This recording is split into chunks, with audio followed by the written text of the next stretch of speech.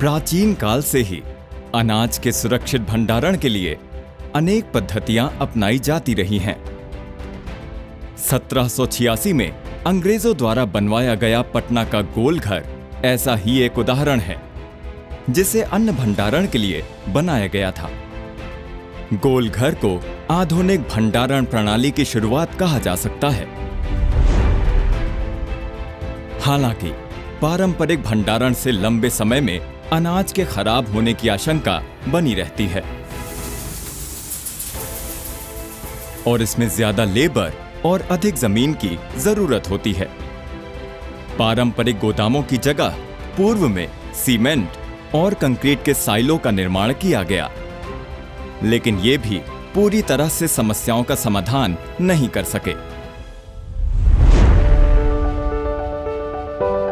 आधुनिक भारत में अब स्टील से बने साइलो का निर्माण किया गया है, जिसमें एफसीआई, रेलवे और प्राइवेट सेक्टर को शामिल कर इन्हें पीपीपी मॉडल पर बनाया जा रहा है।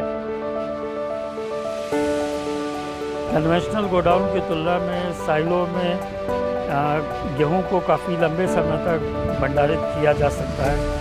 वर्तमान में हमारे यहाँ जो एफसीआई साइलो में 19-20 का स्टॉक भी है, जो अभी भी जब हम उसे निकाल रहे हैं तो उसकी क्वालिटी में कोई खास चेंज नहीं दिखाई देता है तथा जो उसकी गुणवत्ता है वो बिल्कुल नए गेहूं की तरह दिखाई देती है। स्टील साइलो कम स्थान में अधिक भंडारण क्षमता रखते हैं। इन साइलोज में पूरी तरह नियंत्रित वातावरण के चलते लंबे समय तक अनाज सुरक्षित रहता है और उसकी गुणवत्ता बनी रहती है। ये पूरी तरह मैकेनाइज्ड होते हैं, जिनका संचालन तेजी से और कम लागत में हो जाता है।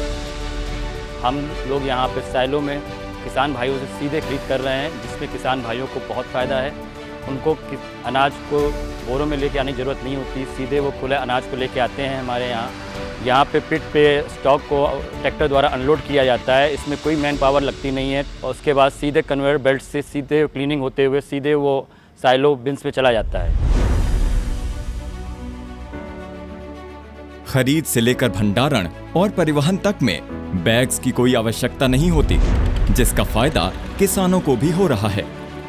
उन्हें कंप्यूटराइज्ड वजन और गुणवत्ता जांच की सुविधा मिलती है, जिससे भुगतान भी जल्दी हो जाता है।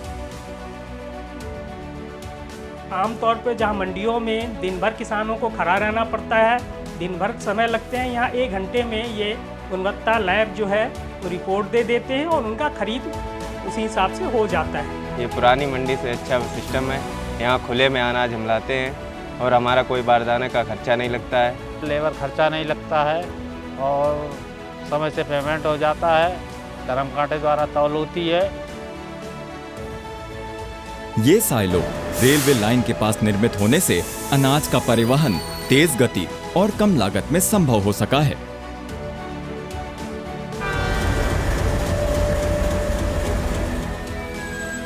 जो प्रधानमंत्री नरेंद्र मोदी जी की गति शक्ति योजना के अनुकूल है।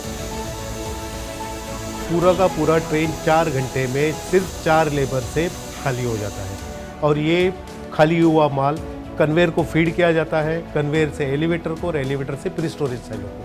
प्री स्टोरेज साइलो में ये स्टोर नहीं किया जाता, जैसे ही ट्रेन आउट हो जाती है ये विद परमानेंट स्टोरेज साइलो में ट्रांसफर किया जाता है।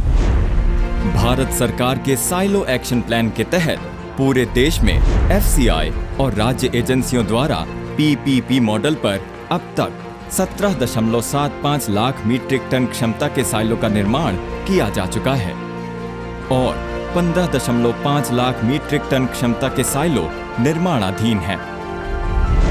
रेलवे के नजदीक जगह की कमी के चलते अब हब एंड स्पोक साइलो का नया मॉडल भी तैयार किया गया है। इस मॉडल के तहत रेलवे लाइन से जुड़े हब साइलो और सड़क मार्ग से लिंक्ड स्पोक साइलो बनाए जाएंगे, जो हब साइलो से जुड़े रहेंगे।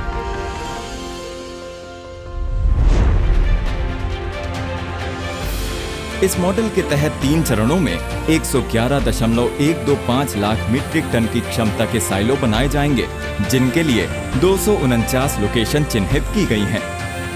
साइलो देश की खाद्य सुरक्षा सुनिश्चित करने का अत्याधुनिक समाधान कहे जा सकते हैं, जो भविष्य के स्वस्थ, समृद्ध और आत्मनिर्भर भारत के निर्माण में अहम भूमिका निभाएंगे।